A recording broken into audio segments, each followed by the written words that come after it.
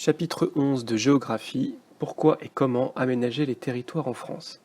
Cette vidéo a pour objectif non seulement de vous donner des éléments de cours utiles, que vous pourrez prendre en note sur votre cahier, mais également de vous présenter les 3 activités que vous pourrez réaliser dans ce chapitre. Que signifie aménager les territoires? Prenons l'exemple de l'ancienne gendarmerie avenue Pasteur à Cayenne. Elle a été détruite l'année dernière, sans doute parce que les locaux étaient vieillissants, et pour relocaliser ailleurs ce service public.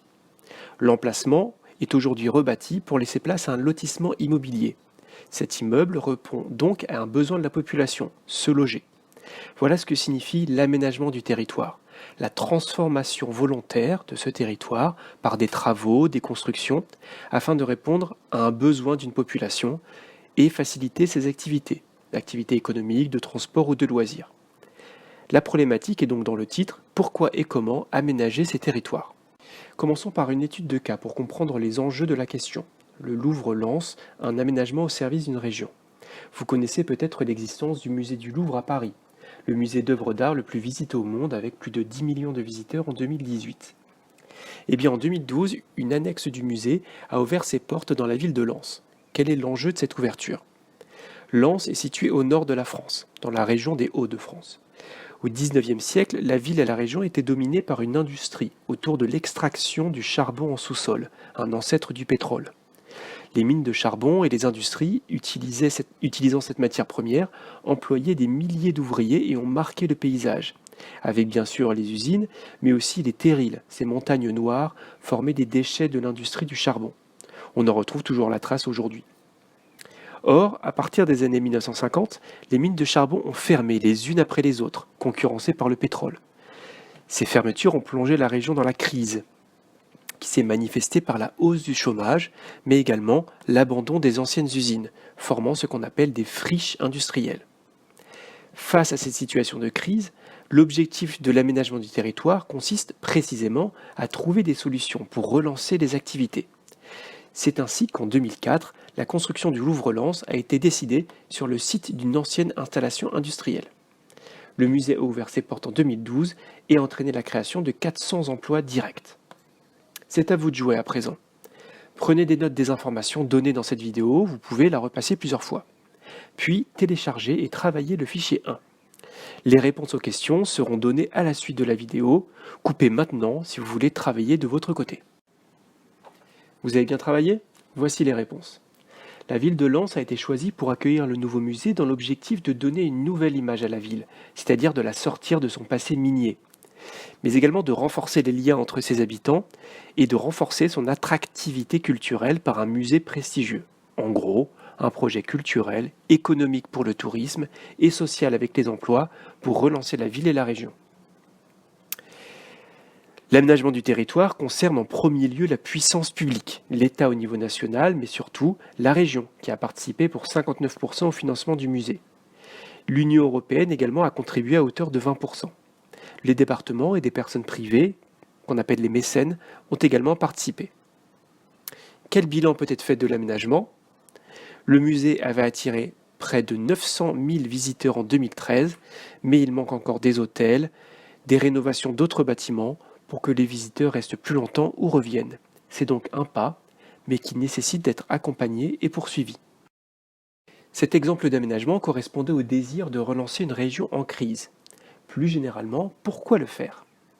L'objectif de nombreux aménagements est de réduire les inégalités entre les territoires, de relancer des régions en difficulté tout en maintenant les performances de régions dynamiques. Alors, quelles sont les inégalités qui existent entre les territoires?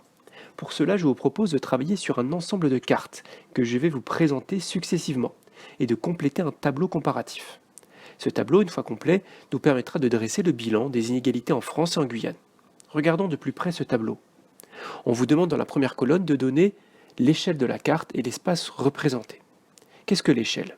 Il s'agit du niveau de précision d'une carte. Elle peut être locale, la ville, un quartier, régionale, nationale, un pays, ou encore une échelle mondiale. On vous demande ensuite, deuxième colonne, de déterminer le critère utilisé pour mesurer les inégalités. Il apparaît souvent dans le titre même. Il s'agit du moyen pour comprendre les inégalités. Troisième colonne, on vous demande de préciser le ou les figurés utilisés pour nous montrer ces inégalités. Les figurés sont les moyens de représenter les informations. Ici donc les inégalités. Ils peuvent être linéaires avec des flèches, des traits, ponctuels, des points, des carrés ou de surface, comme des coloriages ou des hachures. La dernière partie enfin vous demande de trouver quelles inégalités vous constatez sur la carte. Quels sont les espaces moteurs, c'est-à-dire les plus dynamiques, et les espaces en difficulté dans cette carte-là. Voici donc les différentes cartes. N'hésitez pas à mettre pause pour pouvoir mieux les étudier. Carte numéro 1. Une carte de France qui représente le nombre d'établissements industriels, c'est-à-dire d'industries par département.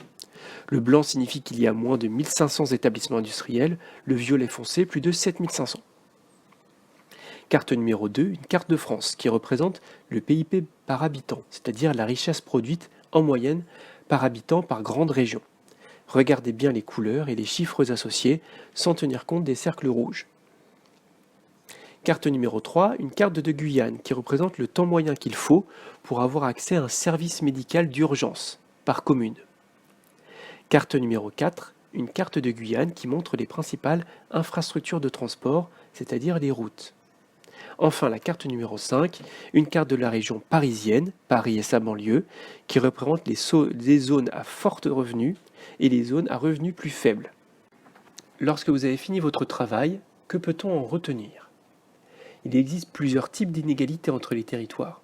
Des inégalités économiques, dans l'industrie, le PIB, inégalités sociales dans les revenus, mais aussi inégalités dans les équipements et services, comme les soins ou les routes. Il y a des territoires favorisés qui concentrent les avantages, Paris en premier lieu, mais aussi les autres métropoles, Lyon, Nantes, Cayenne. Les régions littorales et celles proches des frontières. A l'inverse, les espaces souvent en difficulté sont les espaces isolés, les espaces ruraux, les campagnes, les espaces de montagne ou certains quartiers des grandes villes. On remarque, enfin, que Paris domine l'organisation du territoire français, cela se voit surtout à travers les axes de transport. Enfin et plus globalement, comment l'aménagement du territoire peut-il réduire les inégalités? Il est difficile et surtout inutile de faire la liste de toutes les actions de l'État en matière d'aménagement. L'exemple du Louvre, si vous le maîtrisez bien, suffit largement pour expliquer les enjeux. Mais une vue d'ensemble peut être utile. Pour travailler cela, vous pouvez maintenant faire les activités du fichier numéro 3. Le travail sur le texte et le croquis de la France. Pour la deuxième fiche, utilisez la carte des régions françaises, page 434. Que retenir de cette troisième partie? Vous pouvez, pour le cours, retenir le tableau de la question 5, les 3 domaines, et les objectifs, ainsi que le document 2 complété, les acteurs de l'aménagement. La carte de France, si vous l'avez remplie, est aussi très utile. Vous pouvez garder en tête les actions de l'aménagement du territoire. Le Grand Paris Express, très grand projet qui consiste à rééquilibrer les différents espaces de la région parisienne, entre quartiers dynamiques et quartiers délaissés. Le renforcement des principales métropoles régionales aux compétences accrues. La création de pôles de compétitivité, ce sont des structures qui rassemblent sur un même territoire des entreprises, universités et laboratoires de recherche pour stimuler l'innovation. Les zones de revitalisation rurale, une volonté de forcer, d'inciter les acteurs à investir dans des régions désertées, par notamment des réductions fiscales. Enfin, l'aménagement se fait en priorité par les infrastructures de transport. Les aéroports, les lignes à grande vitesse où circulent les TGV sont des outils pour relier les territoires entre eux, mais aussi à en exclure d'autres.